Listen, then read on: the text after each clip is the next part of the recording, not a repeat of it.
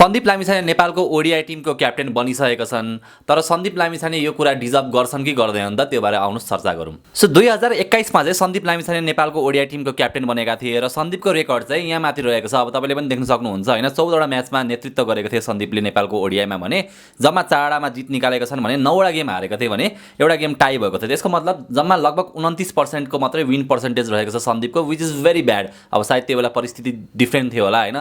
Whereas तपाईँले Rohit Kumar पौडेलको record हेर्नुभयो भने चाहिँ रोहितले 63 गेममा नेपालको नेतृत्व गरेका छन् ओडिआईमा भने 31मा जित हासिल गरेका छन् भने 30वटामा हार बिहोर्नु परेको छ भने 2टा चाहिँ नो रिजल्ट रहेको छ। अब यसमा हेर्ने हो भने अब विन पर्सेन्टेज 50% भन्दा धेरै रहेको छ रोहितको।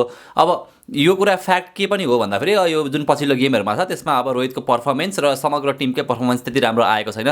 सो चेन्ज त चाहिएकै थियो, तर तारिफ त रोहितको पनि गर्नै पर्ने हुन्छ। जब सन्दीप लामिछानेलाई बलात्कारको आरोप लागिसकेको थियो त्यो बेला नेपालले लगभग ओडिआई स्ट्याटस पनि नबचाउला जस्तो थियो। त्यो बेलामा रोहित कुमार पौडेलको नेतृत्वमा नेपालले 12 मध्ये 11 खेलमा जित निकालेर ओडिआई स्ट्याटस बचाउन सफल भएको थियो।